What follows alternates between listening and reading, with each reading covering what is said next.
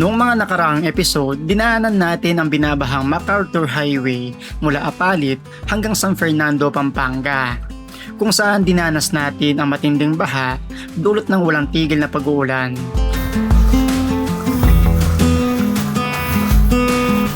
Makalipas lamang ang ilang araw, muli nating babalikan ang MacArthur Highway at alamin natin kung may pagbabago na ba sa pagbaha dito sa nasabing kalsada.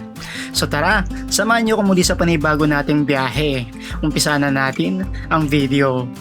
Ayun daw, sabi ni Kuya, itong porter daw sakay sa Kolong-Kolong mula dito sa may Santo Tomas hanggang Apalit, Pampanga is 600 daw yung hatid. Grabe. Ito malalim to.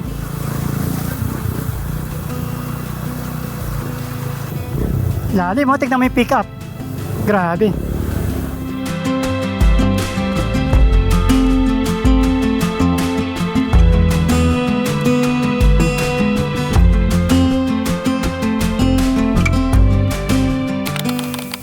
Ayun, so good morning ulit sa inyo mga kababayan at welcome ulit sa panibago nating biyahe. Nandito tayo ngayon sa may boundary ng Camp Olivas at dito sa may arko ng Santo Tomas, Pampanga, MacArthur Highway.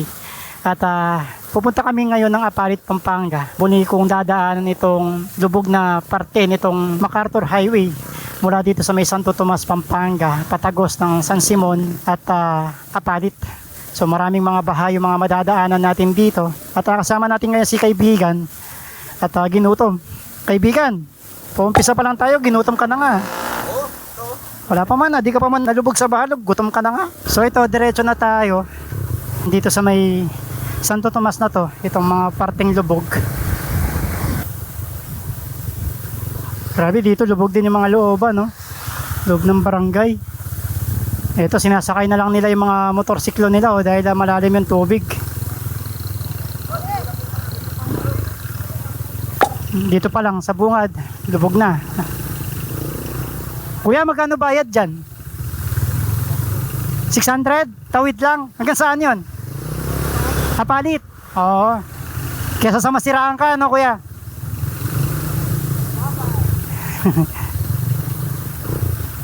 Ayun daw, sabi ni kuya, itong porter daw sakay sa Kolong-Kolong mula dito sa may Santo Tomas hanggang Apalit, Pampanga is 600 daw yung hatid.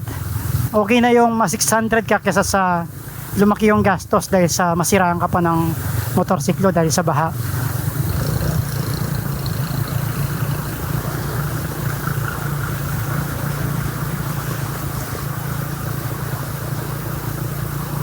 Grabe baha no?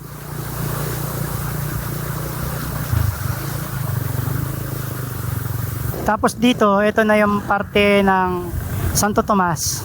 Yung kantong pakanan dyan sa may simbahan, isa papunta ng Minalin, Pampanga. Yan, kung papasok kayo dito, diretsuhin nyo lang yan, papunta ng Minalin.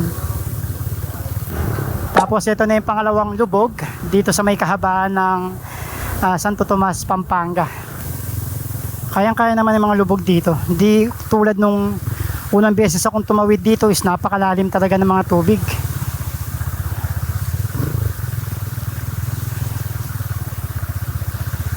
Mahaba-haba din to. Sila ate, tamang pasyal na lang.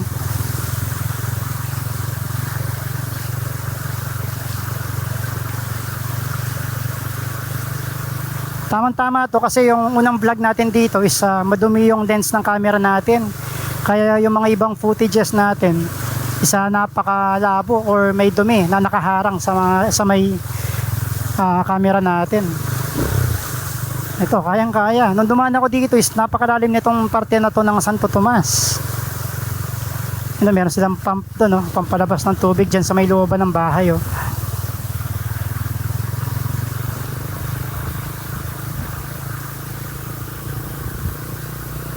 So nakatawid na tayo sa may pangalawang baha. Itong aso, nag-grocery pa Tamang grocery na si Doggy Ayan, tapos ito na yung pangatlong lubog dito sa may kahabaan ng MacArthur. MacArthur Highway. Do maikli lang ito. Anong lugar na ba to? Ng MacArthur. San Matias yata ito eh.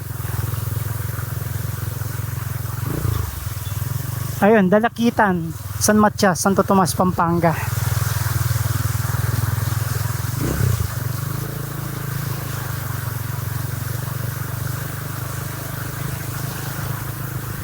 Dami mga tilapia oh. Ibenta sila sa kalsada.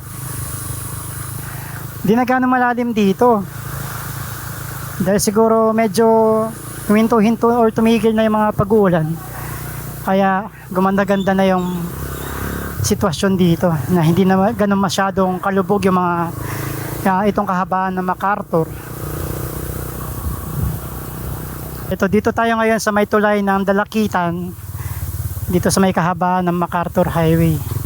Kuya, ano po yung mga madalas na nahuhuli mong isda dyan? Tilapia. Toman meron. Toman, malalaki nahuhuli mo. Oh, malaki. Cream dory, napadpad na rin dito yung cream dory. Di ba madalas sa may Marikina lang yan? Oo, dito marami. Napadpad na rin pala dito. Malalaki pa. Meron na pong huli. Wala pa. Mahilap pa. Sabi niya nakakahuli si tatay ng mga toman, yung malalaki, yung invasive na parang dalag, tsaka cream dory. Masarap na ano yun, sweet and sour no? Mahal sa restaurant yun eh. Saka yung, ano ba yung rojo. Oo. Silver. Okay, silver, parang bangus. Oo, parang bang. Yung gamit ni tatay na panghuli, airgun lang na may ginamitan ng ano, parang May balas ka. may bala. Paano nakakahuli yan? Mayroong hook, ganon? Hindi. Ano pa siya? Nandyan sa looban. Okay. So ito pala yung gamit ni tatay na panghuli. So di na siya makakawala dito pag pumasok na. Yan eh. Kasi gaganon na yung tali no? Oo. Tulis. Yan pala yung gamit nila. Akala ko mayroong hook. Ano pala? Punyad lang pala no? Kukuha na ni tatay. Oo. Sa may nylon. So kapag binaril yung isda, tatago sa katawan. Malalak na. Tayo yung level ng tubig, matas ba yan? Sige po tayo, salamat. Sana makauri kayo marami. Ayun, so gano'n lang pala yung ginagamit nilang panghuli. Airgun na ginawang pambala na parang may punyal. So kapag tumagos yun sa may katawan ng isda, hindi na makakawala. Ayan, dito na tayo sa may pang-apat na baha mula Arco ng Santo Tomas. At dito ay medyo humupa na. Nung dumaan ako dito, mahaba-haba ito eh. Ito kung natatandaan nyo yung sinabi kong bukana pa lang ng subdivision is lubog na. Nung dinaanan natin to is napakahaba na ito.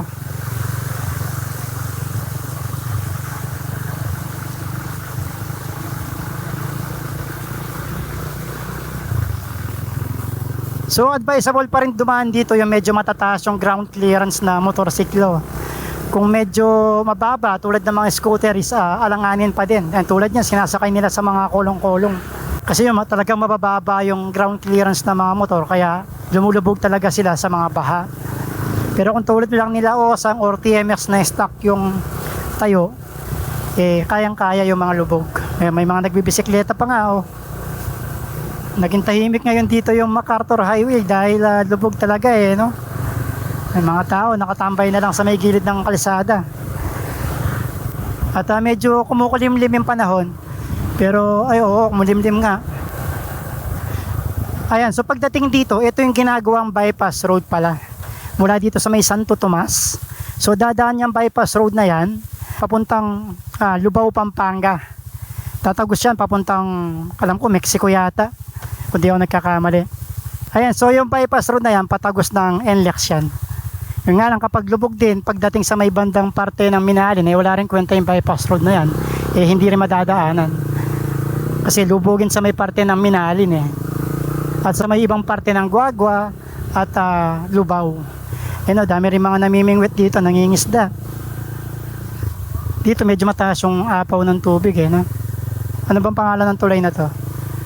Talong Bridge, Chiaong Bridge. Ayan. Ito kung mapapansin nyo din sa may gilid, apaw yung tubig dito, kaya yung kalsada dito is lubog din. Ito, bumaba na rin yung tubig dito. Nung nakaraang dumaan ako dito is mahaba-haba din to, hanggang dito yung tubig. Kaya medyo bumaba na, nasa tapat na lang nitong parang chapel.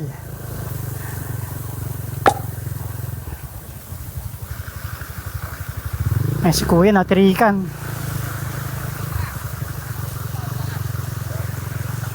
Mahaba-haba din kasi ito, pero di naman yata siya ganun kadaliman eh, no?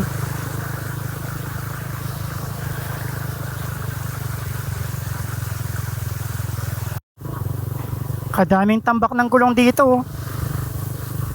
Pamamahayan ng mga lamok yan. Eto, mukhang lubog dito, ah. Daming tao dito sa may tulay. Ano meron?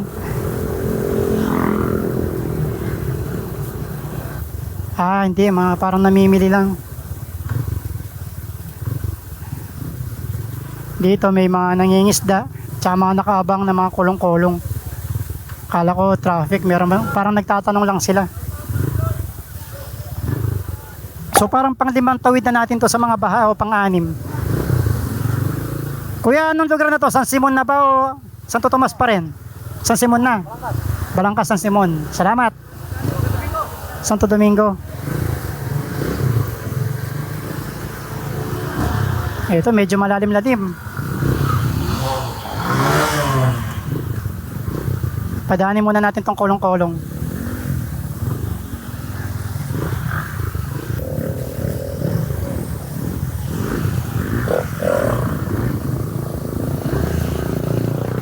Okay, let's go.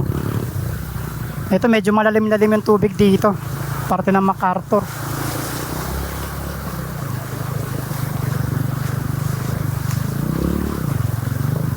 Lakas ng agos.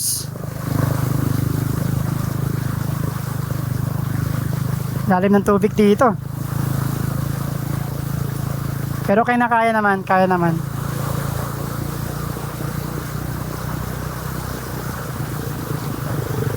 Malakas lang yung agos ng tubig.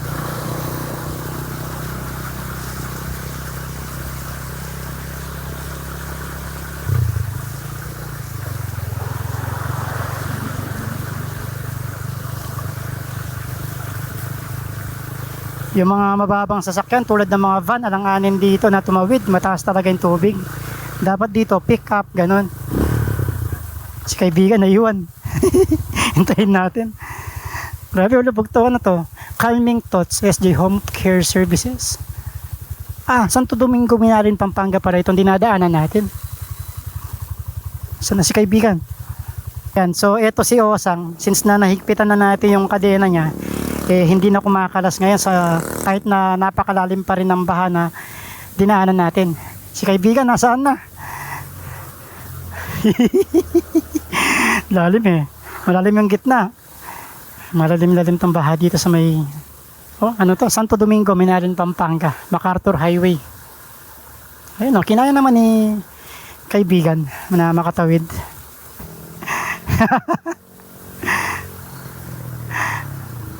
Lalim no? Oo, malalim siya. Kaya tinatas ko yung pako. Tapos gumagano yung manabela. Ayaw ko pagsuka ng tubig. Ikaw, hindi mo tinaas? Hindi, mataas naman to eh. Isa yung medyo mababa. O tara. Okay, proceed tayo.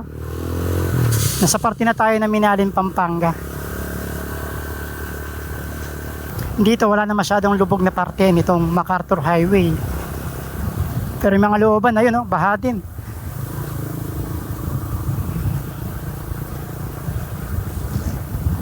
Baha sa mga looban ng barangay dito. Namumukot tayo mataas lang itong MacArthur Highway. At dito maraming tao since na Sunday at yan mga sumasakay sa bus. Mga pasahero.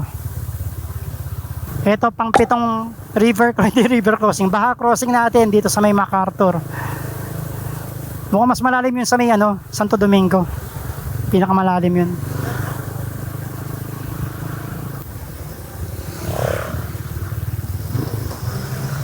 Basa yung mga kahoy ni kuya. Lalim ng tubig, grabe.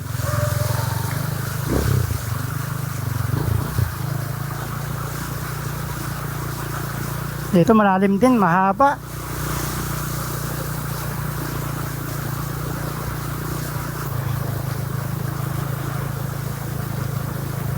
Ito sa may bandang gitna, kawaway rider. Nilusong niya sa baha. Lubog talaga siya kalahati.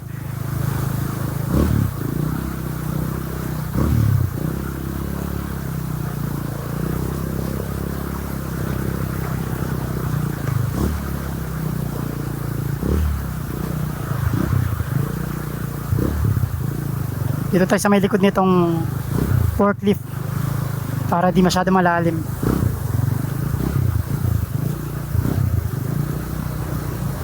At para makaiwas tayo sa malakas na alon.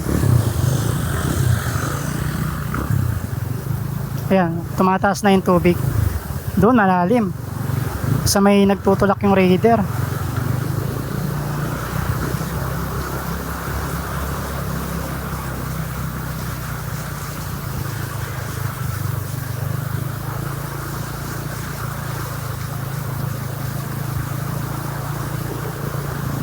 Dito malalim oh. Dito sa may papasok ng NLEX San Simon. Lakas ng agos. Malalim dito. Sa may CDCP yata to, kung di ako nagkakamali. CDCP. Napakalalim ng tubig dito.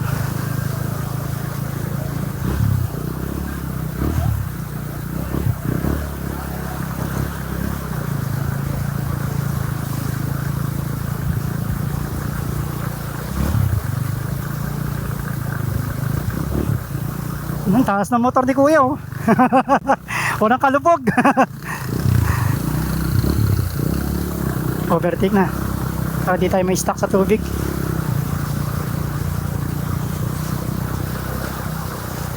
Mahaba to. Sa may kanto ng San Simon exit. Yan Lex. Mataas yung tubig.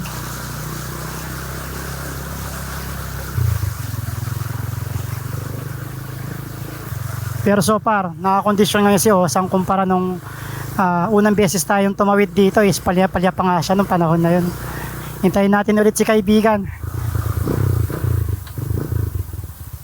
Nasaan na siya? Malalim parte dun eh, sa may tapat ng papasok ng NLEX eh. Ayun, nakatawid siya.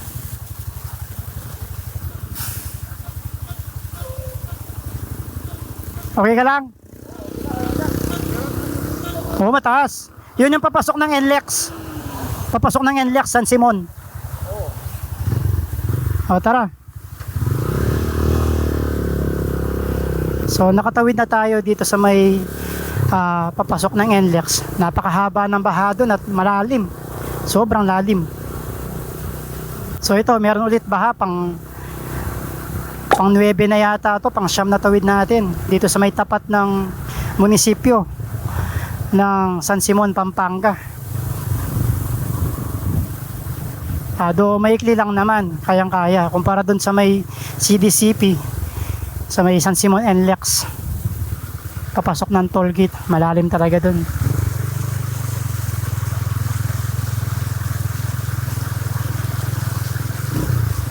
Dahan-dahan lang tayo para di mawisikan ng tubig itong camera natin. Pero kawaway raider kanina, nilusong niya sa bahan, napakalalim no.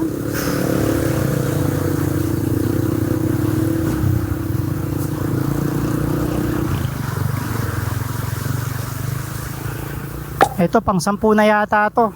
Ang dami pala eh no. Daming nasiraan dito oh. Eh si Kuya oh, yung tumulong sa atin na mag-adjust ng kadena nung nakaraan.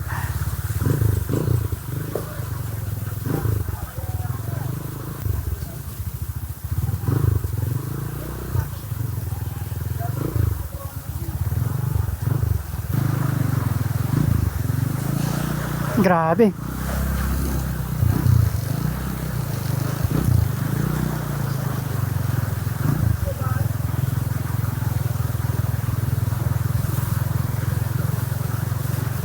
Si ate buti nakasakay kaso basa na siya.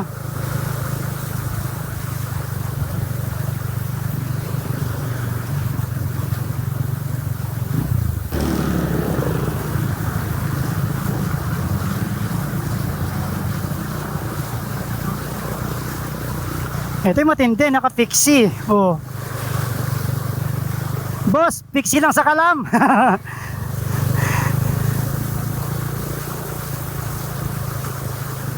Ito, dito ako nagtulak nun, no? Nung naputulan ako, eh, nalaglagan ako ng kadena. Ito, malalim to.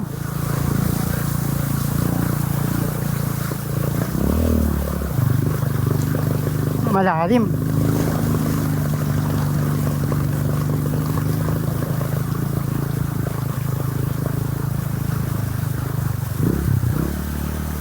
Napakalalim nun.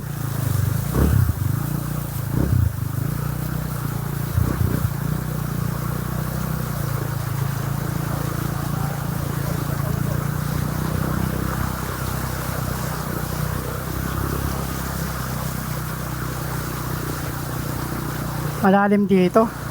Mas malalim tong parte na to.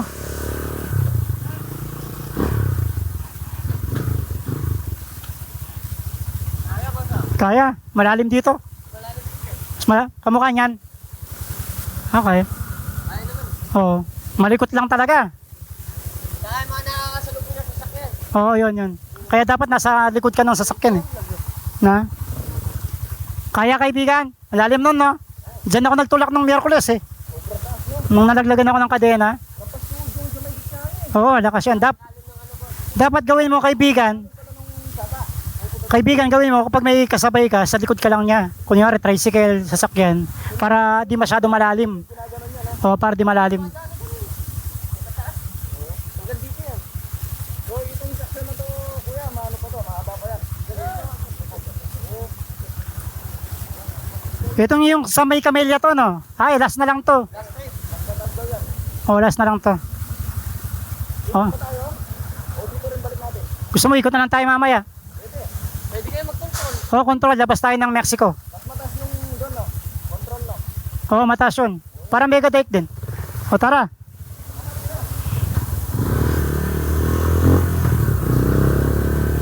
Ito na daw yung pinakamalalim dito sa may tapat ng Camellia. Hanggang nagpastuhod daw to eh.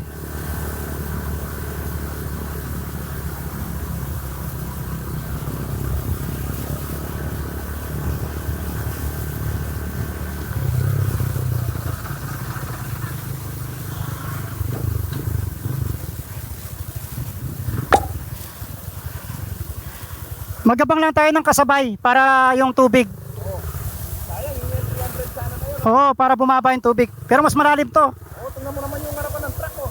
Hindi, mas malalim to. Palagay ko, no? Itong dito. Oo, yung kanina, no? Oo. Ayan yan, jeep. Sundan natin. So ginagawa natin, binubuntutan lang natin tong mga jeep para bumaba yung tubig. Pero mukhang mababa lang, oh. Mababa lang, malalim pa yun doon. Padaanin lang natin tong mga bus tsaka truck para makatawid tayo. Kasi mabilis yung agos, oh. Itutumba tayo niyan, eh. Oo, tutumba ka dyan. O, tara, pwede na yan.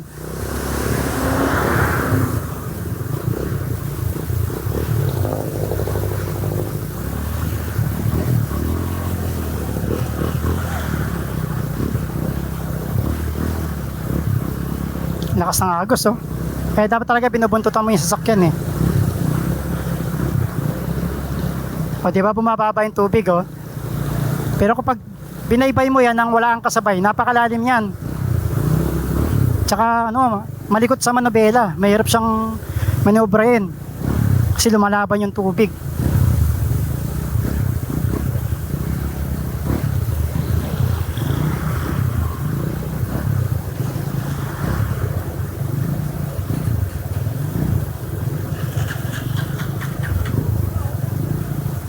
Lalim mo, tignan mo yung pick up. Grabe.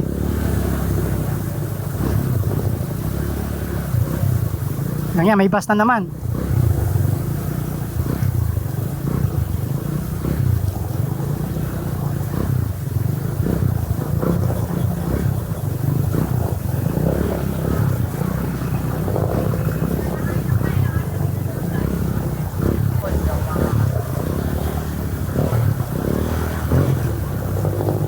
Tumirak yung tricycle, oh.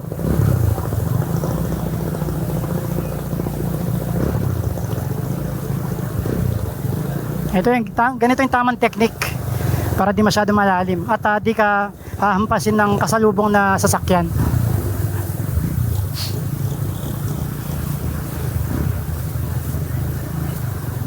O, di ba mababaw na.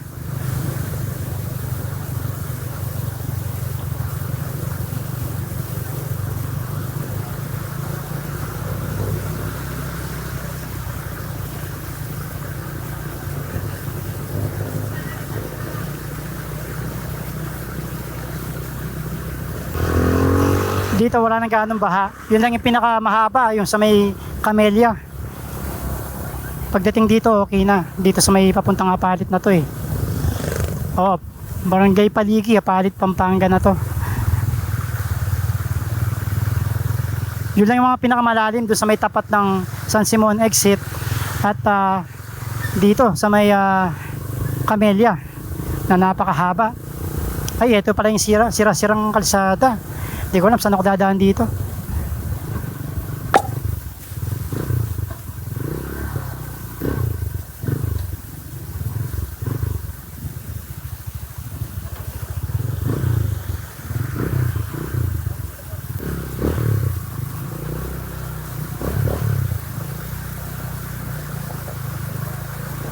Lalim.